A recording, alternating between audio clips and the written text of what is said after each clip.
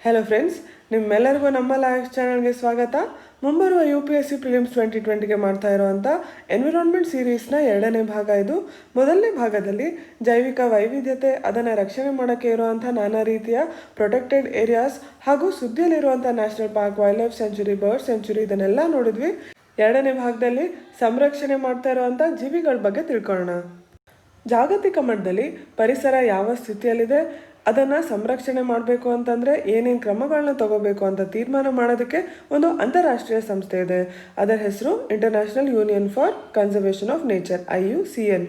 ಇದರೊಳಗೆ ಸರ್ಕಾರಗಳು ಹಾಗೂ ಸಿವಿಲ್ ಸೊಸೈಟಿ ಸಂಸ್ಥೆಗಳು ಎಲ್ಲವೂ ಜೊತೆಗೂಡಿ ಪರಿಸರ ಸಂರಕ್ಷಣೆಯಲ್ಲಿ ಕೈಗೂಡಿಸ್ತವೆ. ಜಗತ್ತಿನಾದ್ಯಂತ ಇರುವ ಪ್ರಾಣಿ, ಪಕ್ಷಿ, ಸಸ್ಯ ವರ್ಗಗಳಿಗೆ ಯಾವ ರೀತಿಯ ಅಳಿದೋಗುವ ಅಪಾಯ ಇದೆ ಅಂತ ತಿಳ್ಕೊಳೋದಕ್ಕೆ ಒಂದು ಲಿಸ್ಟನ್ನು ತಯಾರಿಸಿದೆ ಈ IUCN. ಅದೇ red list of threatened species. ಈ ಲಿಸ್ಟ್ ಒಳಗೆ ಒಂದು ನಿರ್ದಿಷ್ಟ ಜೀವಿ ಯಾವ ಯಾವ ಪ್ರದೇಶದಲ್ಲಿದೆ, ಎಷ್ಟು ಜನಸಂಖ್ಯೆಯಲ್ಲಿದೆ, ಅದಕ್ಕೆ ಏನೋ ಬೆದರಿಕೆ ಇದೆ, ಅದಕ್ಕಾಗಿ ಏನೇನು ರಕ್ಷಣೆ ಕಾರ್ಯಗಳನ್ನ ಮಾಡಬೇಕು ಎಲ್ಲದೂ ಕೂಡ ತಿಳಿದು ಬರುತ್ತೆ. ಥ್ರೆಟನ್ ಸ್ಪೀಶೀಸ್ ಬಗ್ಗೆ ಚರ್ಚೆ ಮಾಡೋಕ್ಕಿಂತ ಮುಂಚೆ IUCN ಕೆಳಗೆ ಇರುವಂಥ ರೆಡ್ ಲಿಸ್ಟ್ ಕ್ಯಾಟಗರೀಸ್ನ ಸಂಕ್ಷಿಪ್ತವಾಗಿ ತಿಳ್ಕೊಳ್ಳೋಣ. ಲೀಸ್ಟ್ ಕನ್ಸರ್ನ್ ಅಂತ ಅಂದರೆ ಈ ಸ್ಪೀಶೀಸ್ಗಳಿಗೆ ಯಾವುದೇ ರೀತಿಯ ಬೆದರಿಕೆ ಇನ್ನೂ ಇಲ್ಲ, ಹಾಗಾಗಿ ಇವುಗಳ ಸಂರಕ್ಷಣೆಯಲ್ಲಿ ಕನಿಷ್ಠ ಕಾಳಜಿಯನ್ನು ಕೊಡಿ ಅಂತ ಅರ್ಥ. ಎಕ್ಸ್ಟಿಂಕ್ಟ್ ಅಂತ ಅಂದರೆ ಭೂಮಿ ಮೇಲೆ ಆ ಜೀವಿ ಒಂದೂ ಕೂಡ ಉಳಿದಿಲ್ಲ, ಏನೂ ಸಂಶಯ ಇಲ್ಲದೆ ಸಂಪೂರ್ಣವಾಗಿ ಈ ಸ್ಪೀಶೀಸ್ ನಾಶ ಆಗಿದೆ ಅಂತ ಅನ್ಬೇಕಾದ್ರೆ ಅದಕ್ಕೆ ಎಕ್ಸ್ಟಿಂಕ್ಟ್ ಅಂತ ಕರೀತಾರೆ. ಎಕ್ಸ್ಟಿಂಕ್ಟ್ ಇನ್ ವೈಲ್ಡ್ ಅಂದರೆ ಆ ಜೀವಿ ತನ್ನ ನೈಸರ್ಗಿಕ ವಾಸಸ್ಥಾನದಲ್ಲಿಲ್ಲ, ಅದರಿಂದ ಹೊರಗಡೆ ಸೆರೆಯಲ್ಲಿ ಬೇರೆ ಬೇರೆ ರೀತಿಯಲ್ಲಿ ಅದು ಸರ್ವೈವ್ ಆಗಿದೆ ಅಂತ ಅರ್ಥ. ನಾವೇನು ಈ ವಿಡಿಯೋ ಸೀರೀಸ್ನ ಮೊದಲನೇ ಭಾಗದಲ್ಲಿ ಎಕ್ಸಿಟಿವ್ ಕನ್ಸರ್ವೇಷನ್ ಬಗ್ಗೆ ಚರ್ಚೆ ಮಾಡಿದ್ವಿ, ಆ ರೀತಿ ಇವುಗಳನ್ನ ಸಂರಕ್ಷಣೆ ನಡೀತಾ ಇರುತ್ತೆ. ನಿಮ್ಮ ಎಕ್ಸಾಮ್ಸ್ಗೆ ಎಲ್ಲದಕ್ಕಿಂತ ಮುಖ್ಯವಾಗಿರುವಂಥದ್ದು ಥ್ರೆಟನ್ಡ್ ಸ್ಪೀಶೀಸ್. ಥ್ರೆಟನ್ಡ್ ಅಂದರೆ ಏನು? ಬೆದರಿಕೆ ಇರುವಂಥದ್ದು. ಇಲ್ಲಿ ಯಾವ ಜೀವಿಗೆ ಎಷ್ಟು ಬೆದರಿಕೆ ಇದೆ ಅನ್ನೋದ್ರ ಮೇಲೆ 3 ವಿಂಗಡಣೆಯನ್ನು ಮಾಡಿದ್ದಾರೆ. ಕ್ರಿಟಿಕಲಿ ಎಂಡೇಂಜರ್ಡ್, ಎಂಡೇಂಜರ್ಡ್ ಹಾಗೂ ವಲ್ನರಬಲ್ ಅಂತ. ಈ ಜೀವಿಗೆ ಸ್ವಲ್ಪ ಬೆದರಿಕೆ ಇರಬಹುದು ಅನ್ನೋದಕ್ಕೆ ವಲ್ನರಬಲ್ ಅಂತ ಮಾಡಿದ್ದಾರೆ. ಇನ್ನು ಜಾಸ್ತಿ ಇದೆ ಅನ್ಬೇಕಾದ್ರೆ ಎಂಡೇಂಜರ್ಡ್ ಅಂತ ಮಾಡಿದ್ದಾರೆ. ತೀವ್ರವಾದ ಬೆದರಿಕೆ ಇದೆ ಇದರ ಸರ್ವೈವಲ್ಗೆ ಅಂತ ಇರ್ಬೇಕಾದ್ರೆ ಅದಕ್ಕೆ ಕ್ರಿಟಿಕಲಿ ಎಂಡೇಂಜರ್ಡ್ ಅಂತ ಮಾಡಿದ್ದಾರೆ. ನಿಯರ್ ಥ್ರೆಟನ್ಡ್ ಅಂತ ಅಂದರೆ ಇನ್ನು ಮುಂದೆ ಬೆದರಿಕೆ ಬರ್ಬೋದು, ಆ ಪರಿಸ್ಥಿತಿಯಲ್ಲಿದೆ ಅಂತ ಅರ್ಥ. ಜಗತ್ತಿನಾದ್ಯಂತ ಇರುವ ಪ್ರಾಣಿ, ಪಕ್ಷಿ, ಸಸ್ಯವರ್ಗ ಏನಿದೆ ಅದು ಈ ರೆಡ್ ಲಿಸ್ಟ್ ಕ್ಯಾಟಗರಿಲಿ ಹಾಕಿ ಅದನ್ನು IUCN ರೆಡ್ ಡೇಟಾ ಬುಕ್ ಅಂತ ಮೇಂಟೈನ್ ಮಾಡುತ್ತೆ. ಈ ರೆಡ್ ಡೇಟಾ ಬುಕ್ ಒಳಗೆ ಪಿಂಕ್, ರೆಡ್ ಹಾಗೂ ಗ್ರೀನ್ ಪೇಜಸ್ ಅಂತ ಇದೆ. ಯಾವ ಸ್ಪೀಶೀಸ್ ಕ್ರಿಟಿಕಲಿ ಎಂಡೇಂಜರ್ಡ್ ಇದಾವೆ ಅದನ್ನು ಪಿಂಕ್ ಕಲರ್ಡ್ ಪೇಜಸ್ ಅಲ್ಲಿ ಹಾಕಲಾಗಿದೆ. ಯಾವ ರಿಕವರ್ ಆಗಿ ನಂತರ ಥ್ರೆಟನ್ ಇಂದ ಹೊರಗೆ ಬರ್ತವೆ ಅವುಗಳನ್ನ ಗ್ರೀನ್ ಕಲರ್ಡ್ ಪೇಜಸ್ ಅಲ್ಲಿ ಹಾಕಿರ್ತಾರೆ. ಒಮ್ಮೊಮ್ಮೆ ನಿಮ್ಮ ಕ್ವೆಶ್ಚನ್ ಅಲ್ಲಿ ಪಿಂಕ್ ಪೇಜಸ್ ಹಾಗೂ ಗ್ರೀನ್ ಪೇಜಸ್ನ ಡೈರೆಕ್ಟ್ ಆಗಿ ಮೆನ್ಷನ್ ಮಾಡಬಹುದು, ಸೊ ಅದೇನು ಅಂತ ನಿಮಗೆ ಗೊತ್ತಿರಲಿ. ಥ್ರೆಟನ್ ಕ್ಯಾಟಗರೀಸ್ ಒಳಗೆ ಕ್ರಿಟಿಕಲಿ ಎಂಡೇಂಜರ್ಡ್, ಎಂಡೇಂಜರ್ಡ್ ಹಾಗೂ ವಲ್ನರಬಲ್ ಅಂತ ಯಾವ ಆಧಾರದ ಮೇಲೆ ಕ್ಯಾಟಗರೈಸ್ ಮಾಡ್ತಾರೆ? ಕಳೆದ 10 ವರ್ಷಗಳಲ್ಲಿ ಆ ಸ್ಪೀಶೀಸ್ ಏನಾದ್ರು 90% ಅಷ್ಟು ಜನಸಂಖ್ಯೆಯಲ್ಲಿ ಕಮ್ಮಿಯಾಗಿದ್ರೆ ಅಥವಾ 50 ಮೆಶ್ಯೂರ್ ಇಂಡಿವಿಜುವಲ್ಸ್ಗೆ ಅದರ ಪಾಪ್ಯುಲೇಷನ್ ಸೈಜ್ ಕಮ್ಮಿಯಾಗಿದ್ರೆ ಅಥವಾ ಮುಂಬರುವ 10 ವರ್ಷಗಳಲ್ಲಿ ಅದು ಈಗ ಸದ್ಯಕ್ಕೆ ಎಷ್ಟಿದೆ ಅದರಲ್ಲಿ 50% ಅಷ್ಟು ಪ್ರಾಬಬಿಲಿಟಿ ಇದೆ ಎಕ್ಸ್ಟಿಂಕ್ಷನ್ ಇನ್ ವೈಲ್ಡ್ ಆಗೋದಕ್ಕೆ. ಈ ಕಂಡೀಷನ್ಸ್ ಇರಬೇಕಾದ್ರೆ ಅದಕ್ಕೆ ಕ್ರಿಟಿಕಲ್ ಎಂಡೇಂಜರ್ಡ್ ಅನ್ನೋ ಲಿಸ್ಟಲ್ಲಿ ಹಾಕ್ತಾರೆ. ಇದೇ ರೀತಿ ಕ್ರೈಟೀರಿಯಾ ಮೇಲೆ 70% ಅಷ್ಟು ಪಾಪ್ಯುಲೇಷನ್ ಕಮ್ಮಿ ಆದರೆ ಅಥವಾ ಇರುವಂಥ ಮೆಚ್ಯೂರ್ ಇಂಡಿವಿಜುವಲ್ 250ಕ್ಕೆ ಕಮ್ಮಿ ಆದರೆ ಅಥವಾ ಮುಂಬರುವ 20 ವರ್ಷಗಳಲ್ಲಿ 20% ಅಷ್ಟು ಅದರ ಪಾಪ್ಯುಲೇಷನ್ ಕಮ್ಮಿ ಆಗ್ಬೋದು, ಎಕ್ಸ್ಟಿಂಕ್ಷನ್ ಇನ್ ವೈಲ್ಡ್ ಆಗ್ಬೋದು, ಅದರ ಪ್ರಾಬಬಿಲಿಟಿ ಇದೆ ಅಂತ ಅಂದರೆ ಅವಾಗ ಅದನ್ನು ಎಂಡೇಂಜರ್ಡ್ ಲಿಸ್ಟಿಗೆ ಹಾಕ್ತಾರೆ. ಕಳೆದ 10 ವರ್ಷಗಳಲ್ಲಿ 50% ಅಷ್ಟು ಏನಾದ್ರು ಕಮ್ಮಿ ಆಗಿದ್ರೆ ಪಾಪ್ಯುಲೇಷನ್ ಅಥವಾ ಈಗ ಮೆಚ್ಯೂರ್ ಇಂಡಿವಿಜುವಲ್ಸ್ ಕೇವಲ ಜಗತ್ತಿನಲ್ಲಿ 10,000 ಇದ್ದರೆ ಅಥವಾ ಮುಂಬರುವ 100 ವರ್ಷಗಳಲ್ಲಿ 10% ಅಷ್ಟು ಇದರ ಪಾಪ್ಯುಲೇಷನ್ ಎಕ್ಸ್ಟಿಂಕ್ಷನ್ ಇನ್ ವೈಲ್ಡ್ ಆಗತ್ತೆ ಅಂತ ಇದ್ದಾಗ ಅದನ್ನು ವಲ್ನರಬಲ್ ಕ್ಯಾಟಗರಿಗೆ ಹಾಕ್ತಾರೆ. ಇಲ್ಲಿ ಏನು ಅಂಕಿಅಂಶಗಳಲ್ಲಿ ವ್ಯತ್ಯಾಸ ಇದೆ ಅದು ಅಟ್ಲೀಸ್ಟ್ ಅಂದಾಜಲ್ಲಿ ಒಂದು ಜ್ಞಾಪಕ ಇಟ್ಕೊಳ್ಳಿ, ಯಾಕೆಂದರೆ ಇದ್ರ ಬಗ್ಗೆ ಕ್ವೆಶ್ಚನ್ ಕೇಳಿದ್ದಾರೆ, ಅದು ಏನಾದ್ರು ಒಂದೊಂದು ಸ್ಟೇಟ್ಮೆಂಟಲ್ಲಿ ನಿಮಗೆ ಬಂದಾಗ ಅದನ್ನು ಗೆಸ್ ಮಾಡೋಕ್ಕೆ ನಿಮಗೆ ಆಗಬೇಕು. ನಿಮ್ಮ ಎಕ್ಸಾಮ್ಸಲ್ಲಿ ಕ್ವೆಶ್ಚನ್ ಓದಬೇಕಾದ್ರೆ ಇನ್ನೊಂದು ಕನ್ಫ್ಯೂಷನ್ ಸಾಮಾನ್ಯವಾಗಿ ಮಾಡ್ಕೋತೀರಾ, ಥ್ರೆಟನ್ಡ್ ಹಾಗೂ ಎಂಡೇಂಜರ್ಡ್ ಪದಗಳ ಮಧ್ಯ. ಇಲ್ಲಿ ಕ್ರಿಟಿಕಲಿ ಎಂಡೇಂಜರ್ಡ್, ಎಂಡೇಂಜರ್ಡ್, ವಲ್ನರಬಲ್ ಇವು 3 ಕೂಡ ಥ್ರೆಟನ್ಡ್ ಕ್ಯಾಟಗರಿ ಕೆಳಗೆ ಬರುತ್ತೆ. ನಿಮ್ಮ ಕ್ವೆಶ್ಚನಲ್ಲಿ snow leopard is a threatened species ಅಂತ ಬಂತು ಅಂದ್ಕೊಳ್ಳಿ, ಅದು ಕ್ರಿಟಿಕಲಿ ಎಂಡೇಂಜರ್ಡ್ ಆಗಿರಲಿ, ಎಂಡೇಂಜರ್ಡ್ ಆಗಿರಲಿ, ವಲ್ನರಬಲ್ ಆಗಿರಲಿ, ಇವು 3 ಇರಬೇಕಾದ್ರೆ ಅದು ಥ್ರೆಟನ್ಡ್ ಹೌದು. ಅದೇ ಪ್ರಶ್ನೆಯಲ್ಲಿ snow leopard is a endangered species ಅಂತ ಬಂದರೆ ಅದು ತಪ್ಪು, ಯಾಕಂದರೆ ಅದು ವಲ್ನರಬಲ್ ಕ್ಯಾಟಗರಿಗೆ ಬರುವಂಥದ್ದು. ಅದೇ ಗ್ಯಾಂಜೆಟಿಕ್ ರಿವರ್ ಡಾಲ್ಫಿನ್ ಥ್ರೆಟನ್ ಹಾಗೂ ಎಂಡೇಂಜರ್ಡ್ ಸ್ಪೀಶೀಸ್ ಅಂತ ಬಂದರೆ ಅದು ಕರೆಕ್ಟ್ ಸ್ಟೇಟ್ಮೆಂಟ್. ಯಾಕೆಂದರೆ ಅದು ಥ್ರೆಟನ್ ಕ್ಯಾಟಗರಿ ಒಳಗೆ ಎಂಡೇಂಜರ್ಡ್ ಲಿಸ್ಟಲ್ಲಿ ಬರುತ್ತೆ. ಇದು ನಿಮಗೆ ಅರ್ಥ ಆಗಿದೆ ಅಂತ ಅಂದ್ಕೊಂಡಿದ್ದೀನಿ. ಮುಂದೆ ಸುದ್ದಿಯಲ್ಲಿರುವಂಥ ಸ್ಪೀಶೀಸ್ ಬಗ್ಗೆ ತಿಳ್ಕೊಳೋಕ್ಕಿಂತ ಮುಂಚೆ ಏನೇನು ಗೊತ್ತಿರಬೇಕು ಒಂದು ಸ್ಪೀಶೀಸ್ ಬಗ್ಗೆ ಅನ್ನೋದನ್ನು ಸಂಕ್ಷಿಪ್ತವಾಗಿ ನೋಡೋಣ. ಮೊದಲನೇದಾಗಿ IUCN ಕೆಳಗೆ ಏನು ಕ್ಯಾಟಗರೀಸ್ ನೋಡಿದ್ವಿ ಅದ್ರ ಕೆಳಗೆ ಯಾವ ಲಿಸ್ಟಲ್ಲಿದೆ ಅಂತ ಗೊತ್ತಿರಬೇಕು. ನಂತರ ಭಾರತದ ವೈಲ್ಡ್ ಲೈಫ್ ಪ್ರೊಟೆಕ್ಷನ್ ಆ್ಯಕ್ಟ್ ಕೆಳಗೆ ಏನಾದ್ರು ಅದಕ್ಕೆ ಪ್ರೊಟೆಕ್ಷನ್ ಸಿಕ್ಕಿದ್ರೆ ಅದು ಯಾವ ಶೆಡ್ಯೂಲಲ್ಲಿ ಸಿಕ್ಕಿದೆ ಅಂತ ಗೊತ್ತಿರಬೇಕು. ಇದು ಎಲ್ಲ ಸ್ಪೀಶೀಸ್ಗೂ ಅಂತ ಹೇಳಲ್ಲ, ಕೆಲವೊಂದು ಸ್ಪೀಶೀಸ್ ಎಲ್ಲಿ ಮುಖ್ಯವಾಗಿರುತ್ತೆ ಅಲ್ಲಿ. ನಂತರ ಅಂತಾರಾಷ್ಟ್ರೀಯ ಟ್ರೇಡ್ ಏನು ನಡೆಯುತ್ತೆ ಈ ಸ್ಪೀಶೀಸ್ಗಳಲ್ಲಿ ಅದನ್ನು ನಿಯಂತ್ರಣ ಮಾಡೋಕ್ಕೆ ಅಂತ ಒಂದು ಇಂಟರ್ನ್ಯಾಷನಲ್ ಅಗ್ರಿಮೆಂಟ್ ಇದೆ, convention on international trade on endangered species ಅಂತ. ಇದರಲ್ಲೂ ಕೂಡ 3 ಲಿಸ್ಟ್ಗಳನ್ನ ಮಾಡಿದ್ದಾರೆ, ಅಪೆಂಡಿಕ್ಸ್ 1, 2 and 3 ಅಂತ. ಮೊದಲನೇ ಲಿಸ್ಟಲ್ಲಿ ಎಕ್ಸ್ಟಿಂಕ್ಟ್ ಆಗ್ತಾ ಇರೋವಂಥ ಸ್ಪೀಶೀಸ್ ಏನಿರ್ತವೆ ಅವುಗಳಲ್ಲಿ ಟ್ರೇಡ್ ಮಾಡುವಂತನೇ ಇಲ್ಲ, ಕೆಲವೊಂದು ಎಕ್ಸೆಪ್ಷನಲ್ ಸರ್ಕಮ್ಸ್ಟೆನ್ಸಸಲ್ಲಿ ಮಾತ್ರ ಮಾಡಬೇಕು ಅಂತ ಇರೋದನ್ನು ಅಪೆಂಡಿಕ್ಸ್ 1ಗೆ ಹಾಕಿದ್ದಾರೆ. ಅಪೆಂಡಿಕ್ಸ್ 2 ಅಲ್ಲಿ ಇರುವಂಥ ಸ್ಪೀಶೀಸ್ ಏನಿದಾವೆ ಅವನ್ನ ನಿಯಂತ್ರಣ ಮಾಡ್ತಾ ಅವುಗಳ ಇಂಟರ್ನ್ಯಾಷನಲ್ ಟ್ರೇಡನ್ನು ನಡೆಸಲಾಗುತ್ತೆ. ಅಪೆಂಡಿಕ್ಸ್ 3 ಅಲ್ಲಿ ಇರುವಂಥ ಸ್ಪೀಶೀಸ್ನ ಜಗತ್ತಿನಾದ್ಯಂತ ಅಟ್ಲೀಸ್ಟ್ ಒಂದು ಕಂಟ್ರಿ ಒಳಗೆ ಸಂರಕ್ಷಣೆ ಮಾಡ್ತಾ ಇರ್ತಾರೆ, ಬೇರೆ ದೇಶಗಳಲ್ಲೂ ಮಾಡಿ ಅಂತ ಇನ್ನು ಸಹಕಾರ ಮಾಡಬೇಕಾಗಿರುತ್ತೆ. ಇದೇ ಹಿನ್ನೆಲೆಯಲ್ಲಿ ಇನ್ನೊಂದು ಇಂಟರ್ನ್ಯಾಷನಲ್ ಟ್ರೀಟಿ ಗೊತ್ತಿರಬೇಕು, ಮೈಗ್ರೇಟರಿ ಸ್ಪೀಶೀಸ್ ಬಗ್ಗೆ. ಅಂದರೆ ಯಾವ ಸ್ಪೀಶೀಸ್ ವಲಸೆ ಹೋಗ್ತವೆ ಅವುಗಳನ್ನ ಸಂರಕ್ಷಣೆ ಹೇಗೆ ಮಾಡಬೇಕು ಅನ್ನೋದ್ರ ಬಗ್ಗೆ ಇದೊಂದು ಇಂಟರ್ನ್ಯಾಷನಲ್ ಟ್ರೀಟಿ. ಇದ್ರ ಕೆಳಗೆ ಕೂಡ ಅಪೆಂಡಿಕ್ಸ್ 1 ಹಾಗೂ ಅಪೆಂಡಿಕ್ಸ್ 2 ಅಂತ ಮಾಡಿದ್ದಾರೆ. ಅಪೆಂಡಿಕ್ಸ್ 1 ಒಳಗೆ ಏನು ಥ್ರೆಟನ್ ಮೈಗ್ರೇಟರಿ ಸ್ಪೀಶೀಸ್ ಇದಾವೆ ಅವುಗಳನ್ನ ಹಾಕಿದ್ದಾರೆ. ಯಾವ ಮೈಗ್ರೇಟರಿ ಸ್ಪೀಶೀಸ್ಗೆ ಅಂತಾರಾಷ್ಟ್ರೀಯ ಸಹಕಾರದಿಂದ ಉಪಯೋಗ ಆಗುತ್ತೆ ಅವುಗಳನ್ನ ಅಪೆಂಡಿಕ್ಸ್ 2 ಅಲ್ಲಿಯೇ ಹಾಕಿದ್ದಾರೆ. ಸೊ ಒಂದು ಸ್ಪೀಶೀಸ್ ಅಂದರೆ ಯಾವ ರೀತಿ ಸಂರಕ್ಷಣೆ ಸಿಗ್ತಾ ಇದೆ, IUCN ಆಗಿರಲಿ, WPA ಆಗಿರಲಿ, ಸೈಟ್ಸ್ ಅಥವಾ CMS ಇವುಗಳ ಕೆಳಗೆ ಅಂತ ಗೊತ್ತಿರಬೇಕು. ಅವುಗಳ ವಾಸಸ್ಥಾನ ಏನು ಅನ್ನೋದು ಗೊತ್ತಿರಬೇಕು. ಆ ವಾಸಸ್ಥಾನಕ್ಕೆ ಅಥವಾ ಆ ಜೀವಿಗೆ ಏನು ಥ್ರೆಟ್ ಇದ್ದಾವೆ, ಏನು ಬೆದರಿಕೆ ಇದ್ದಾವೆ ಅಂತ ಗೊತ್ತಿರಬೇಕು. ಜೊತೆಗೆ ಆ ಸ್ಪೀಶೀಸ್ನ ವಿಶೇಷತೆ ಏನಾದ್ರು ಇದ್ರೆ ಅದು ಕೂಡ ಗೊತ್ತಿರಬೇಕು. ಇಲ್ಲಿ ಇದನ್ನು ಯಾಕೆ ಮೆನ್ಷನ್ ಮಾಡ್ತಾ ಇದ್ದೀನಿ ಅಂದರೆ ಈಗ ಏನು ನಾವು ಸುದ್ದಿಯಲ್ಲಿರುವಂಥ ಸ್ಪೀಶೀಸ್ನ ಡಿಸ್ಕಸ್ ಮಾಡ್ತಾ ಇದ್ದೀವಿ, ಈ ಎಲ್ಲ ಬೇಸಿಸ್ ಮೇಲೆ ನೀವು ಮೆಮೊರೈಸ್ ಮಾಡೋಕ್ಕೆ, ರಿವೈಸ್ ಮಾಡೋಕ್ಕೆ ಪ್ರಯತ್ನ ಮಾಡಿ. ಏಷ್ಯಾದಲ್ಲಿ 3 ರೈನೋಸರಸ್ ಸ್ಪೀಶೀಸ್ ಇದ್ದಾವೆ, ಇಂಡಿಯನ್ ರೈನೋಸರಸ್, ಜಾವನ್ ರೈನೋಸರಸ್ ಹಾಗೂ ಸುಮಾತ್ರನ್ ರೈನೋಸರಸ್.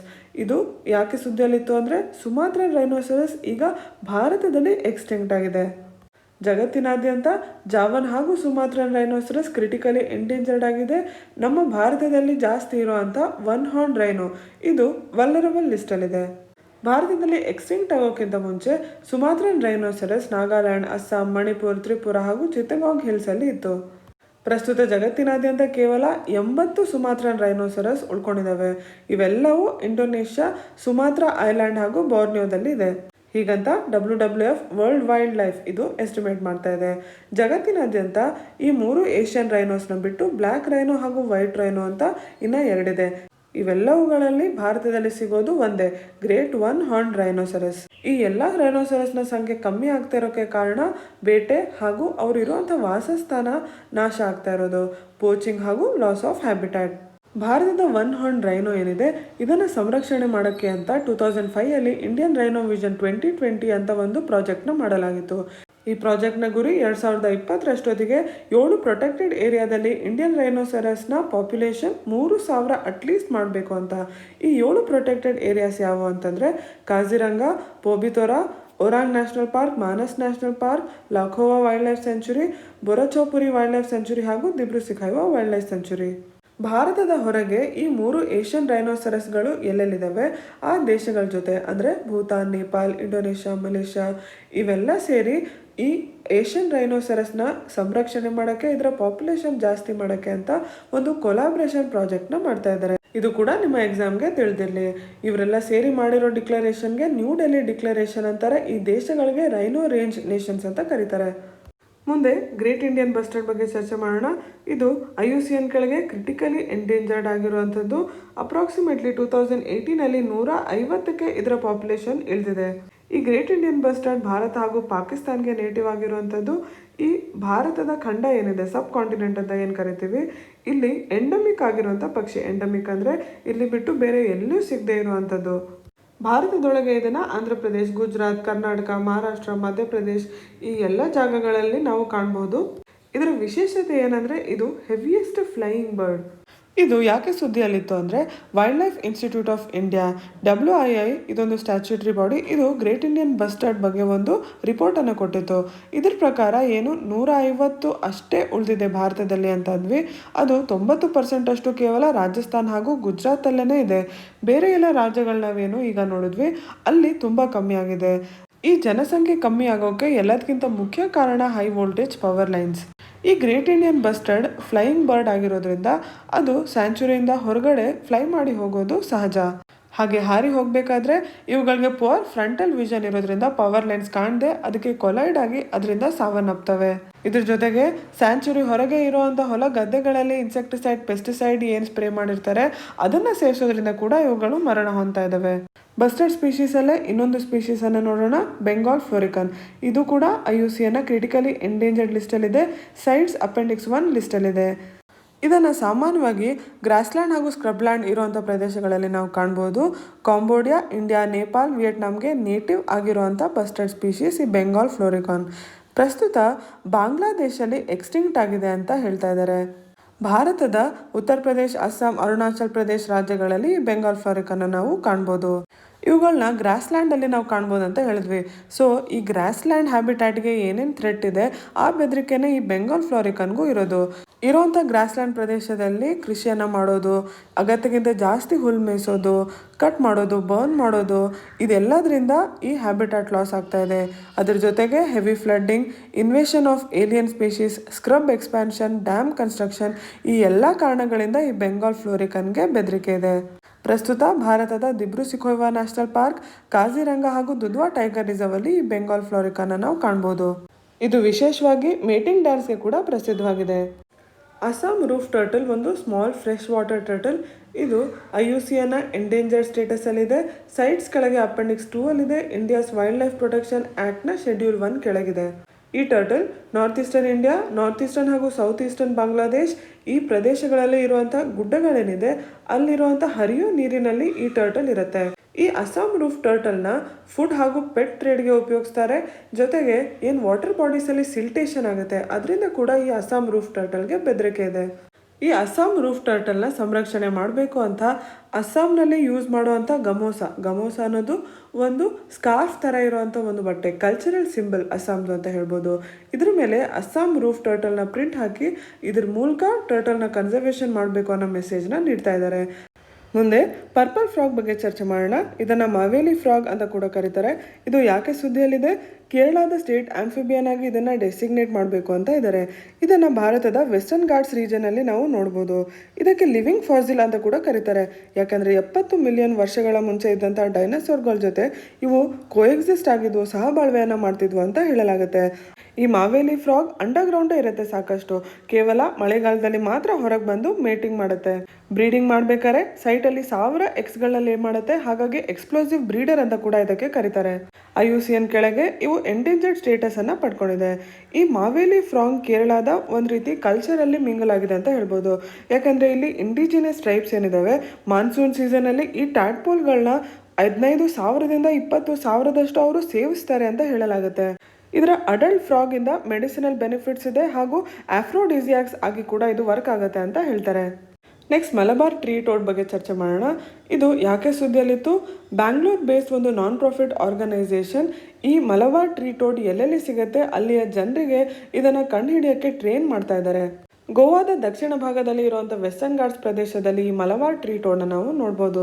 ಇದು ತುಂಬ ಸಣ್ಣ ಸ್ಪೀಶೀಸ್ ಆಗಿದ್ದು ಏನು ಟ್ರೀ ಹಾಲೋಗಳು ಒದ್ದೆ ಆಗಿರ್ತವೆ ಅಥವಾ ಲೀಫ್ ಬೇಸ್ಗಳು ಎಲ್ಲಿ ನೀರಿರುತ್ತೆ ಅಲ್ಲಿ ಈ ಮಲಬಾರ್ ಟ್ರೀ ಟೋಡ್ನ ನಾವು ನೋಡ್ಬೋದು. ಇದರ ವಿಶೇಷತೆ ಏನಂದರೆ ಇದು ಸಾಮಾನ್ಯವಾಗಿ ಮರದ ಮೇಲೇ ಇರುತ್ತೆ. ಕೇವಲ ಮಳೆ ಸ್ಟಾರ್ಟ್ ಆದಾಗ ಮೇಟ್ ಆಗೋಕ್ಕೆ ಅಂತ ನೆಲದ ಮೇಲೆ ಬರುತ್ತೆ. IUCN ಕೆಳಗೆ ಇದಕ್ಕೆ ಎಂಡೇಂಜರ್ಡ್ ಸ್ಟೇಟಸನ್ನು ಕೊಟ್ಟಿದ್ದಾರೆ. ಕ್ಲೈಮೇಟ್ ಚೇಂಜ್, ಹ್ಯಾಬಿಟ್ಯಾಟ್ ಲಾಸ್ ಹಾಗೂ ಒಂದು ಡೆಡ್ಲಿ ಫಂಗಸ್ ಮರಗಳ ಮೇಲೆ ಬೆಳೆಯುವಂಥದ್ದು, ಇದರಿಂದ ಈ ಮಲಬಾರ್ ಟ್ರೀ ಟೋಡ್ಗೆ ಮ್ಯಾಕ್ಸಿಮಮ್ ಥ್ರೆಟ್ ಇರುವಂಥದ್ದು. ಇನ್ನೊಂದು ಮುಖ್ಯವಾದ ಅಂಶ, ಇದು ವೆಸ್ಟರ್ನ್ ಘಾಟ್ಸಿಗೆ ಎಂಡಮಿಕ್ ಆಗಿರುವಂಥದ್ದು. ಜೊತೆಗೆ ಎಲ್ಲಿ ಎವರ್ಗ್ರೀನ್ ಏರಿಯಾಗಳಿದೆ ಈ ವೆಸ್ಟರ್ನ್ ಘಾಟ್ಸ್ ಒಳಗೆ ಅಲ್ಲೇ ಈ ಮಲಬಾರ್ ಟ್ರೀ ಟೋಡ್ ಜಾಸ್ತಿ ಇರುವಂಥದ್ದು. ಭಾರತದ ನ್ಯಾಷನಲ್ ಅಕ್ವೇಟಿಕ್ ಅನಿಮಲ್ ಆಗಿರುವಂಥ ಗ್ಯಾಂಜೆಟಿಕ್ ರಿವರ್ ಡಾಲ್ಫಿನ್ ಬಗ್ಗೆ ಚರ್ಚೆ ಮಾಡೋಣ. ಇದು ಕೇವಲ ಫ್ರೆಶ್ ವಾಟರಲ್ಲಿ ಮಾತ್ರ ಇರುವಂಥದ್ದು. ಇದಕ್ಕೆ ದೃಷ್ಟಿ ಇಲ್ಲ, ಬ್ಲೈಂಡ್ ಆಗಿದೆ. ಅಲ್ಟ್ರಾಸೋನಿಕ್ ಸೌಂಡ್ನ ಯೂಸ್ ಮಾಡಿ ಡಿಸ್ಟೆನ್ಸನ್ನು ಗೇಜ್ ಮಾಡಿ ಇದು ತಾನು ಓಡಾಡುತ್ತೆ. ಭಾರತ, ನೇಪಾಳ ಹಾಗೂ ಬಾಂಗ್ಲಾದೇಶ್ ಮಧ್ಯೆ ಏನು ರಿವರ್ ಸಿಸ್ಟಮ್ಗಳಿದೆ, ಗ್ಯಾಂಜೆಸ್, ಬ್ರಹ್ಮಪುತ್ರ, ಮೇಘ್ನಾ, ಕರ್ನಾಫುಲಿ, ಸಂಗು ರಿವರ್ ಸಿಸ್ಟಮ್. ಈ ರಿವರ್ ಸಿಸ್ಟಮ್ಗಳಲ್ಲಿ ಈ ಗ್ಯಾಂಜೆಟಿಕ್ ರಿವರ್ ಡಾಲ್ಫಿನ್ನ ನಾವು ನೋಡಬಹುದು. ಜಗತ್ತಿನಾದ್ಯಂತ ಕೇವಲ 4 ಫ್ರೆಶ್ ವಾಟರ್ ಡಾಲ್ಫಿನ್ಗಳಿದೆ. ಒಂದು ಯಾಂಗ್ಸೆ ರಿವರ್ ಚೈನಾ, ಇನ್ನೊಂದು ಇಂಡಸ್ ಪಾಕಿಸ್ತಾನಲ್ಲಿ ಇರುವಂಥದ್ದು, ಇನ್ನೊಂದು ಅಮೆಜಾನ್ ರಿವರಲ್ಲಿ ಇರುವಂಥದ್ದು. 4ನೇದು ಈ ಗ್ಯಾಂಜೆಟಿಕ್ ರಿವರ್ ಡಾಲ್ಫಿನ್. ಇದರ ಸಂರಕ್ಷಣೆಗಾಗಿ ಅಂತಾನೆ ಸ್ಪೆಷಲ್ ಆಗಿ ವಿಕ್ರಮ್ಶಿಲಾ ಗ್ಯಾಂಜೆಟಿಕ್ ಡಾಲ್ಫಿನ್ ಸ್ಯಾಂಚುರಿ ಅಂತ ಬಿಹಾರಲ್ಲಿ ತೆಗೆಯಲಾಗಿದೆ. IUCN ರೆಡ್ ಲಿಸ್ಟ್ ಅಲ್ಲಿ ಇದಕ್ಕೆ ಎಂಡೇಂಜರ್ ಸ್ಟೇಟಸ್ ಅನ್ನು ನೀಡಿದ್ದಾರೆ. ವೈಲ್ಡ್ ಲೈಫ್ ಪ್ರೊಟೆಕ್ಷನ್ ಆಕ್ಟ್ ಕೆಳಗೆ ಶೆಡ್ಯೂಲ್ 1 ಅಲ್ಲಿ ಇದನ್ನು ಇನ್ಕ್ಲೂಡ್ ಮಾಡಿದ್ದಾರೆ. ಹಾಗೆ ಸೈಟ್ಸ್ ಕೆಳಗೆ ಕೂಡ ಇದನ್ನು ಅಪೆಂಡಿಕ್ಸ್ 1 ಅಲ್ಲಿ ಇನ್ಕ್ಲೂಡ್ ಮಾಡಿದ್ದಾರೆ. ಇದು ಯಾಕೆ ಸುದ್ದಿಯಲ್ಲಿತ್ತು? ಅಸ್ಸಾಂ ಬಾಗ್ಜಾನ್ ವೆಲ್ಲಲ್ಲಿ ಏನು ಗ್ಯಾಸ್ ಲೀಕ್ ಆಯಿತು, ಆ ದುರಂತದಿಂದ ಏನು ಬೆಂಕಿ ಹತ್ಕೋತು, ಅದರಿಂದಾಗಿ ಬಂದಂತಹ ರೆಸಿಡ್ಯೂ ಸುತ್ತ ಇರುವಂಥ ದಿಬ್ರು-ಸೈಖೋವಾ ನ್ಯಾಷನಲ್ ಪಾರ್ಕ್ ಹಾಗೂ ವೆಟ್ಲ್ಯಾಂಡ್ ಏರಿಯಾದಲ್ಲಿ ಈ ಗ್ಯಾಂಜೆಟಿಕ್ ರಿವರ್ ಡಾಲ್ಫಿನ್ಸ್ ಇದ್ದು ಅವುಗಳ ನಾಶ ಆಯಿತು. ಮುಂದೆ ನೀಲಗಿರಿ ತಾರ್ ಬಗ್ಗೆ ತಿಳ್ಕೊಳ್ಳೋಣ. ಇದು ದಕ್ಷಿಣ ಭಾರತದ ತಮಿಳುನಾಡು ಹಾಗೂ ಕೇರಳದಲ್ಲಿರುವಂಥ ವೆಸ್ಟರ್ನ್ ಘಾಟ್ಸ್ ಏರಿಯಾ, ನೀಲಗಿರಿ ಹಿಲ್ಸಲ್ಲಿ ಇರುವಂಥದ್ದು. ಈ ಪ್ರದೇಶಕ್ಕೆ ಎಂಡಮಿಕ್ ಆಗಿರುವಂಥದ್ದು. ಇದು ತಮಿಳುನಾಡುವಿನ ಸ್ಟೇಟ್ ಅನಿಮಲ್ ಆಗಿದೆ. IUCN ರೆಡ್ ಲಿಸ್ಟ್ ಕೆಳಗೆ ಇದಕ್ಕೆ ಎಂಡೇಂಜರ್ಡ್ ಸ್ಟೇಟಸ್ ಅನ್ನು ಕೊಟ್ಟಿದ್ದಾರೆ. ವೈಲ್ಡ್ ಲೈಫ್ ಪ್ರೊಟೆಕ್ಷನ್ ಆಕ್ಟ್ ಕೆಳಗೆ ಇದು ಶೆಡ್ಯೂಲ್ 1 ಅಲ್ಲಿದೆ. ಇದು ಯಾಕೆ ಸುದ್ದಿಯಲ್ಲಿತ್ತು? ಮುಕುರ್ತಿ ನ್ಯಾಷನಲ್ ಪಾರ್ಕ್ ಏನು ತಮಿಳುನಾಡಲ್ಲಿದೆ, ಅದರಲ್ಲಿ 2018ನಲ್ಲಿ ಇದರ ಜನಸಂಖ್ಯೆ 568 ಇತ್ತು. 2019ನಲ್ಲಿ ಅಲ್ಲಿಯ ನೀಲಗಿರಿ ತಾರ್ನ ಪಾಪ್ಯುಲೇಷನ್ 612ಗೆ ಜಾಸ್ತಿ ಆಗಿದೆ. ಈ ಸ್ಪೀಶೀಸ್ಗೂ ಕೂಡ ಮ್ಯಾಕ್ಸಿಮಮ್ ಥ್ರೆಟ್ ಹಂಟಿಂಗ್ ಹಾಗೂ ಪೋಚಿಂಗ್ ಇಂದಾನೇ ಇದೆ. ನಿಮ್ಮ ಎಕ್ಸಾಮ್ಸ್ಗೆ ಇನ್ನೊಂದು ಗಮನಿಸಬೇಕಾಗಿರುವಂಥ ವಿಷಯ, ಸಾಮಾನ್ಯವಾಗಿ ಸ್ಪೀಶೀಸ್ಗೆ ಏನು ಥ್ರೆಟ್ ಇದೆ ಅಂತ ಅಂದರೆ ಹಂಟಿಂಗ್ ಹಾಗೂ poaching, habitat loss, climate change ಇದೇ ಇರುತ್ತೆ. ಯಾವ ಸ್ಪೀಶೀಸ್ಗೆ ಅದು ಸ್ಪೆಷಲ್ ಆಗಿ ಬೇರೆ ಮೆನ್ಷನ್ ಆಗಿರುತ್ತೆ. ಈಗ ನಾವು ಗ್ರೇಟ್ ಇಂಡಿಯನ್ ಬಸ್ಟರ್ಡಿಗೆ ಪವರ್ ಲೈನ್ಸ್ ಅಂತ ಮೆನ್ಷನ್ ಮಾಡಿದ್ವಿ. ಆ ರೀತಿ ಅದನ್ನು ನೀವು ಜಾಸ್ತಿ ಕಂಡುಕೊಳ್ಳೋಕ್ಕೆ ಟ್ರೈ ಮಾಡಿ.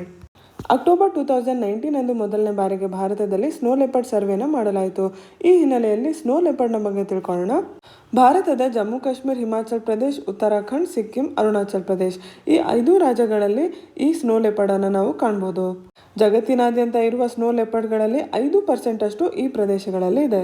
ಅಂತಾರಾಷ್ಟ್ರೀಯ ಮಟ್ಟದಲ್ಲಿ ಇದನ್ನು Bharat, Nepal, Bhutan, China, Mongolia, Russia, Pakistan, Afghanistan, Kyrgyzstan, Kazakhstan, Tajikistan ಹಾಗೂ ಉಜ್ಬೇಕಿಸ್ತಾನ್ ಈ 12 ದೇಶಗಳನ್ನ ಸ್ನೋ ಲೆಪರ್ಡ್ ರೇಂಜ್ ಕಂಟ್ರೀಸ್ ಅಂತ ಕರೀತಾರೆ.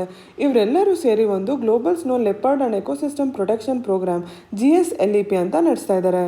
ಸ್ನೋ ಲೆಪರ್ಡ್ನ ರಕ್ಷಣೆಗಾಗಿ ಅಂತಾನೆ ಈ ಇಂಟರ್ ಗವರ್ಮೆಂಟಲ್ ಅಲಯನ್ಸ್ನ ರಚನೆ ಮಾಡಲಾಗಿದೆ. IUCN ಕೆಳಗೆ ಇದಕ್ಕೆ ವಲ್ನರಬಲ್ ಸ್ಟೇಟಸ್ ಅನ್ನು ನೀಡಲಾಗಿದೆ. ವೈಲ್ಡ್ ಲೈಫ್ ಪ್ರೊಟೆಕ್ಷನ್ ಆಕ್ಟ್ ಕೆಳಗೆ ಶೆಡ್ಯೂಲ್ 1 ಅಲ್ಲಿ ಇದನ್ನು ಇನ್ಕ್ಲೂಡ್ ಮಾಡಲಾಗಿದೆ. ಸೈಟ್ಸ್ ಹಾಗೂ CMS ಈ 2 ಇಂಟರ್ನ್ಯಾಷನಲ್ ಟ್ರೀಟಿ ಕೆಳಗೆ ಇದನ್ನು ಅಪೆಂಡಿಕ್ಸ್ 1 ಅಲ್ಲಿ ಹಾಕಲಾಗಿದೆ. GSLEP ಹೊರತಾಗಿ ಭಾರತದಲ್ಲಿ ಪ್ರಾಜೆಕ್ಟ್ ಸ್ನೋ ಲೆಪರ್ಡ್ ಹಾಗೂ ಸೆಕ್ಯೂರ್ ಹಿಮಾಲಯ ಅಂತ ಇನ್ನೂ 2 ಪ್ರೋಗ್ರಾಮ್ಗಳು ಸ್ನೋ ಲೆಪರ್ಡ್ನ ಸಂರಕ್ಷಣೆಗಾಗಿ ನಡೀತಾ ಇದೆ. ಸೆಕ್ಯೂರ್ ಹಿಮಾಲಯ ಅನ್ನೋದು United Nations Development Programme, UNDP ಹಾಗೂ ಗ್ಲೋಬಲ್ ಎನ್ವಿರಾನ್ಮೆಂಟ್ ಫೆಸಿಲಿಟಿ ಇದರ ಫಂಡ್ನಿಂದ ನಡೀತಾ ಇದೆ. ಭಾರತದಲ್ಲಿ ಹುಲಿಗಳ ಸಂರಕ್ಷಣೆಗೆ ಅಂತ ಪ್ರಾಜೆಕ್ಟ್ ಟೈಗರ್ ಅಂತ 1973 ಅಲ್ಲಿ ಆರಂಭ ಮಾಡಲಾಗಿತ್ತು. ಪ್ರಸ್ತುತ ಅದರ ಕೆಳಗೆ 50 ಟೈಗರ್ ರಿಸರ್ವ್ಗಳು ಭಾರತದಲ್ಲಿದೆ. ಇದೇ ಕಾರ್ಯಕ್ಕೆ ಅಂತ ನ್ಯಾಷನಲ್ ಟೈಗರ್ ಕನ್ಸರ್ವೇಷನ್ ಅಥಾರಿಟಿ ಅಂತ ಒಂದು ಸ್ಟ್ಯಾಚ್ಯೂಟರಿ ಬಾಡಿನ 2006 ಅಲ್ಲಿ ವೈಲ್ಡ್ ಲೈಫ್ ಪ್ರೊಟೆಕ್ಷನ್ ಆಕ್ಟ್ 1972 ಕೆಳಗೆ ರಚನೆ ಮಾಡಲಾಗಿದೆ. 4 ವರ್ಷಕ್ಕೆ ಒಂದ್ಸತಿ ಹುಲಿಗಳ ಜನಸಂಖ್ಯೆಯನ್ನು ತಿಳ್ಕೊಳ್ಳೋಕೆ ಟೈಗರ್ ಸೆನ್ಸಸ್ ಅನ್ನು ಮಾಡಲಾಗುತ್ತೆ. 2014-18 ಟೈಗರ್ ಸೆನ್ಸಸ್ ರಿಪೋರ್ಟ್ ಹೀಗಿದೆ. ಭಾರತದಲ್ಲಿ ಅತ್ಯಂತ ಜಾಸ್ತಿ ಟೈಗರ್ ಪಾಪ್ಯುಲೇಷನ್ ಇರುವಂಥದ್ದು ಮಧ್ಯಪ್ರದೇಶಲ್ಲಿ, ಅದರ ನಂತರ ಕರ್ನಾಟಕ ಹಾಗೂ ಉತ್ತರಾಖಂಡ್. ನಾರ್ತ್ ಈಸ್ಟರ್ನ್ ಸ್ಟೇಟ್ಸಲ್ಲಿ ಅಸ್ಸಾಮಲ್ಲಿ ಜಾಸ್ತಿ ಟೈಗರ್ ಪಾಪ್ಯುಲೇಷನ್ ಇದೆ. ಛತ್ತೀಸ್ಗಢ ಹಾಗೂ ಮಿಜೋರಾಮಲ್ಲಿ ಮಾತ್ರ ಇವುಗಳ ಜನಸಂಖ್ಯೆ ಮುಂಚೆಗಿಂತ ಕಮ್ಮಿಯಾಗಿದೆ. ಈ ಸೆನ್ಸಸ್ ಅನ್ನು ಯಾರು ಕಂಡಕ್ಟ್ ಮಾಡ್ತಾರೆ? Wild life institute of India ಹಾಗೂ NTCA. ಇದರಲ್ಲಿ ಡಬಲ್ ಸ್ಯಾಂಪ್ಲಿಂಗ್ ಮೆಥಡಾಲಜಿಯನ್ನು ಯೂಸ್ ಮಾಡಿಬಿಟ್ಟು ಸೆನ್ಸಸ್ ಅನ್ನು ಮಾಡಲಾಗಿದೆ. ಹುಲಿಗಳ ಸಂರಕ್ಷಣೆಗೆ ಅಂತಾನೆ ಇನ್ನೊಂದು ತಂತ್ರಜ್ಞಾನವನ್ನು ಯೂಸ್ ಮಾಡಲಾಗುತ್ತೆ. M-Stripes monitoring system for tigers intensive protection and ecological status. ಇದು NTCA ಲಾಂಚ್ ಮಾಡಿರುವಂಥ ಒಂದು ಸಾಫ್ಟ್ವೇರ್ ಬೇಸ್ಡ್ ಮಾನಿಟರಿಂಗ್ ಸಿಸ್ಟಮ್. ಇದನ್ನು ಎಲ್ಲ ಟೈಗರ್ ರಿಸರ್ವ್ಸ್ ಭಾರತದಲ್ಲಿ ಎಲ್ಲೆಲ್ಲಿದೆ ಎಲ್ಲ ಕಡೆ ಉಪಯೋಗಿಸಲಾಗುತ್ತೆ. 2018ನ ಟೈಗರ್ ಸೆನ್ಸಸ್ನ ವಿಶೇಷತೆ ಏನಂದರೆ ಇದು ಮೊದಲನೇ ಬಾರಿಗೆ ನಾರ್ತ್ ಈಸ್ಟ್ ಅಲ್ಲೂ ಕೂಡ ಮಾಡಲಾಯಿತು. ಟೈಗರ್ ಜನಸಂಖ್ಯೆಗೆ ಮೇನ್ ಥ್ರೆಟ್ ಏನು ಅಂತ ಅಂದರೆ ಒಂದು ಹಂಟಿಂಗ್, ಇನ್ನೊಂದು ಎಲೆಕ್ಟ್ರೋಕ್ಯೂಷನ್. IUCN ರೆಡ್ ಲಿಸ್ಟ್ ಕೆಳಗೆ ಇದಕ್ಕೆ ಎಂಡೇಂಜರ್ಡ್ ಸ್ಟೇಟಸ್ ಅನ್ನು ಕೊಡಲಾಗಿದೆ. ಇತ್ತೀಚಿನ ವರ್ಷಗಳಲ್ಲಿ ಆ್ಯಡ್ ಆಗಿರುವಂಥ ಟೈಗರ್ ರಿಸರ್ವ್ಸ್ ಯಾವುದು ಭಾರತದಲ್ಲಿ? ಪಿಲ್ಬಿತ್ ಉತ್ತರ ಪ್ರದೇಶ್, ರತಪಾನಿ ಮಧ್ಯಪ್ರದೇಶ್, ಸುನಬೇಡ ಒಡಿಶಾ, ಮುಕುಂದ್ರಾ ಹಿಲ್ಸ್ ರಾಜಸ್ಥಾನ್, ಸತ್ಯಮಂಗಲಂ ತಮಿಳುನಾಡು. ಪ್ರಾಜೆಕ್ಟ್ ಟೈಗರ್ನಂತೆಯೇ 1992 ಅಲ್ಲಿ ಪ್ರಾಜೆಕ್ಟ್ ಎಲಿಫೆಂಟ್ ಅಂತ ಕೂಡ ಆನೆಗಳ ಸಂರಕ್ಷಣೆಗೆ ಆರಂಭ ಮಾಡಲಾಯಿತು. ಇದರ ಕೆಳಗೆ ಎಲಿಫೆಂಟ್ ರಿಸರ್ವ್ಗಳನ್ನ ಓಪನ್ ಮಾಡಲಾಗಿದೆ.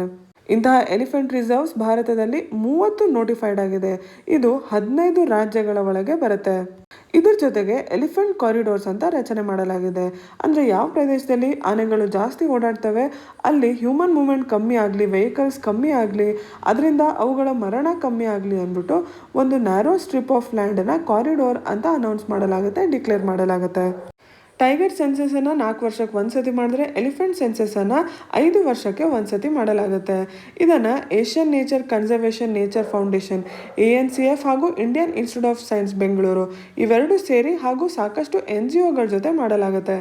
ಲಾಸ್ಟ್ ಸೆನ್ಸಸ್ ನಡೆದಿದ್ದು 2017 ಅದರ ಪ್ರಕಾರ 2012ಗಿಂತ ಅದರ ಜನಸಂಖ್ಯೆ ಸಾಕಷ್ಟು ಜಾಸ್ತಿ ಆಗಿತ್ತು. ಈ ಸೆನ್ಸಸ್ನ ಪ್ರಕಾರ ಭಾರತದಲ್ಲಿ ಅತ್ಯಧಿಕ ಆನೆಗಳು ಇರುವಂಥದ್ದು ಕರ್ನಾಟಕದಲ್ಲಿ, ಅದರ ನಂತರ ಅಸ್ಸಾಂ ಹಾಗೂ ಕೇರಳದಲ್ಲಿ. ಏಷ್ಯನ್ ಎಲಿಫೆಂಟ್ ಕೂಡ IUCN ಸ್ಟೇಟಸ್ ಕೆಳಗೆ ಎಂಡೇಂಜರ್ಡ್ ಲಿಸ್ಟಲ್ಲಿ ಬರುತ್ತೆ. ವೈಲ್ಡ್ ಲೈಫ್ ಪ್ರೊಟೆಕ್ಷನ್ ಆ್ಯಕ್ಟ್ ಕೆಳಗೆ ಶೆಡ್ಯೂಲ್ 1 ಬರುತ್ತೆ. ಇದನ್ನು India, Nepal, Bangladesh, Bhutan, Myanmar, Thailand, Malay peninsula, Laos, China, Cambodia, Vietnam ಈ ಎಲ್ಲ ಪ್ರದೇಶಗಳಲ್ಲಿ ನೋಡಲಾಗುತ್ತೆ. ಇದಕ್ಕೆ ಕೂಡ ಏನು ಥ್ರೆಟ್ ಇದೆ? ಹ್ಯಾಬಿಟಾಟ್ ಲಾಸ್, ಡಿಗ್ರೇಡೇಷನ್, ಫ್ರಾಗ್ಮೆಂಟೇಷನ್ ಹಾಗೂ ಪೋಚಿಂಗ್. ಇತ್ತೀಚೆಗೆ national board for wildlife 4 ಸ್ಪೀಷೀಸ್ಗಳನ್ನ ಕ್ರಿಟಿಕಲಿ ಎಂಡೇಂಜರ್ಡ್ ಸ್ಪೀಷೀಸ್ನ ರಿಕವರಿ ಪ್ರೋಗ್ರಾಮ್ಗೆ ಆ್ಯಡ್ ಮಾಡ್ಕೋತು. ಅದು ಯಾವುವು ಅಂತ ಅಂದರೆ northern river ಟೆರಾಪಿನ್, clouded leopard, Arabian sea humpback whale ಹಾಗೂ red panda. Northern river terrapin ಇದು ವೈಲ್ಡ್ ಲೈಫ್ ಆ್ಯಕ್ಟ್ನ ಶೆಡ್ಯೂಲ್ 1 ಸೈಟ್ಸ್ನ ಅಪೆಂಡಿಕ್ಸ್ 1 ಇದು ಪ್ರಸ್ತುತ ಬಾಂಗ್ಲಾದೇಶ್ನ ಸುಂದರ್ಬನ್ ಏರಿಯಾದಲ್ಲಿದೆ, ಕಂಬೋಡಿಯಾದಲ್ಲಿದೆ, ಭಾರತದ ವೆಸ್ಟ್ ಬೆಂಗಾಲ್ ಹಾಗೂ ಒಡಿಶಾ ರಾಜ್ಯಗಳಲ್ಲಿದೆ, ಇಂಡೋನೇಷ್ಯಾ ಹಾಗೂ ಮಲೇಷ್ಯಾದಲ್ಲಿ ಕೂಡ ಇದೆ. ಪ್ರಾದೇಶಿಕವಾಗಿ ಮಯನ್ಮಾರ್, ಸಿಂಗಾಪುರ್, ಥೈಲ್ಯಾಂಡ್, ವಿಯೆಟ್ನಾಂ ದೇಶಗಳಲ್ಲಿ ಇದು ಎಕ್ಸ್ಟಿಂಕ್ಟ್ ಆಗಿದೆ. ಇದರ ಮೀಟ್ ಹಾಗೂ ಎಗ್ಸ್ಗಳಿಗೆ ಇಲ್ಲಿಗಲ್ ಆಗಿ ಪೋಚಿಂಗ್ ಮಾಡಲಾಗುತ್ತೆ, ಬೇಟೆ ಆಡಲಾಗುತ್ತೆ. ಅದರಿಂದಾಗಿ ಇದರ ವಿನಾಶ ಆಗ್ತಾ ಇದೆ. ಮುಂದೆ ರೆಡ್ ಪ್ಯಾಂಡಾ ಬಗ್ಗೆ ತಿಳ್ಕೊಳ್ಳೋಣ. ಇದು ಸಿಕ್ಕಿಂನ ಸ್ಟೇಟ್ ಅನಿಮಲ್ ಆಗಿದೆ. ಹಿಮಾಲಯಾಸ್ನ ಟೆಂಪರೇಟ್ ಫಾರೆಸ್ಟ್ಗೆ ಎಂಡಮಿಕ್ ಆಗಿರುವಂಥದ್ದು. ಈಸ್ಟರ್ನ್ ಹಿಮಾಲಯಾಸ್ ಹಾಗೂ ಸೌತ್ ವೆಸ್ಟರ್ನ್ ಚೈನಾದಲ್ಲಿ ಇದರ ವಾಸಸ್ಥಾನವಾಗಿದೆ. ಇದು ವೆಸ್ಟರ್ನ್ ನೇಪಾಳಿಂದ ಪೂರ್ವದಲ್ಲಿ ಚೀನಾದ ಇಡೀ ರೇಂಜಲ್ಲಿ ಈ ರೆಡ್ ಪ್ಯಾಂಡಾವನ್ನು ನಾವು ಕಾಣ್ಬೋದು. ಈ ರೆಡ್ ಪ್ಯಾಂಡಾ ಪಾಪ್ಯುಲೇಷನ್ಗೂ ಕೂಡ ಹ್ಯಾಬಿಟಾಟ್ ಲಾಸ್ ಹಾಗೂ ಪೋಚಿಂಗ್ನಿಂದ ಬೆದರಿಕೆ ಇದೆ. ಈ ರಿಕವರಿ ಪ್ರೋಗ್ರಾಮಲ್ಲಿ ಆ್ಯಡ್ ಮಾಡಿರೋಂಥ ಇನ್ನೊಂದು species clouded leopard.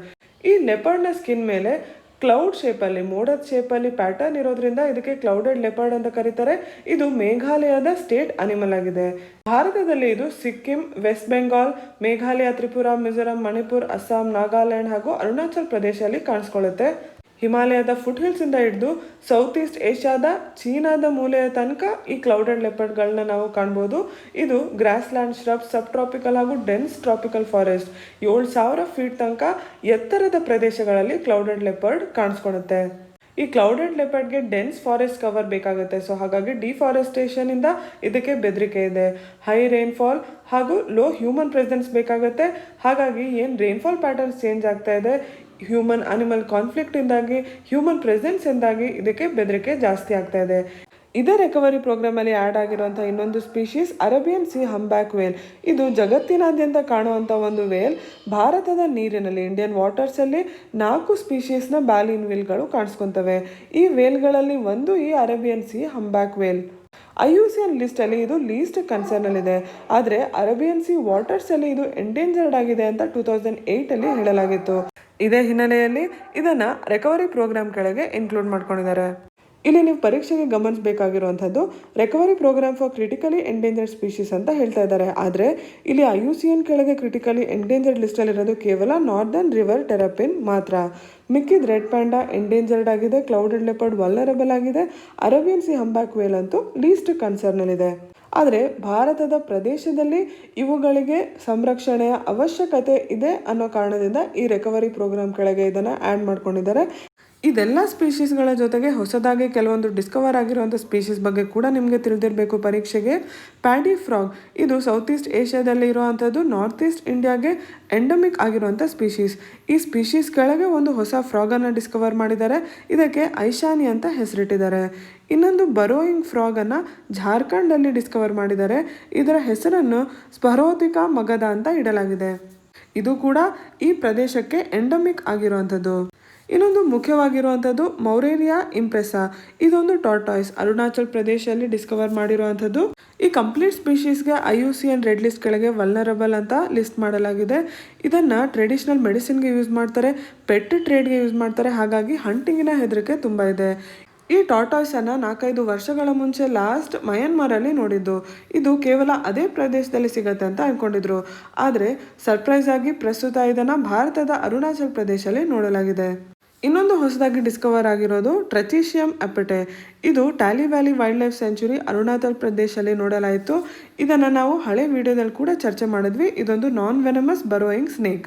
UPSC prelims 2020ಗೆ ನಿಮಗೆ ಏನೇನು ಸ್ಪೀಶೀಸ್ ತಿಳಿದಿರಬೇಕು ಎಲ್ಲದನ್ನು ಈ ವಿಡಿಯೋದಲ್ಲಿ ಕವರ್ ಮಾಡಿದ್ದೀವಿ. ಮತ್ತೆ ಸಿಗೋಣ. ಧನ್ಯವಾದಗಳು.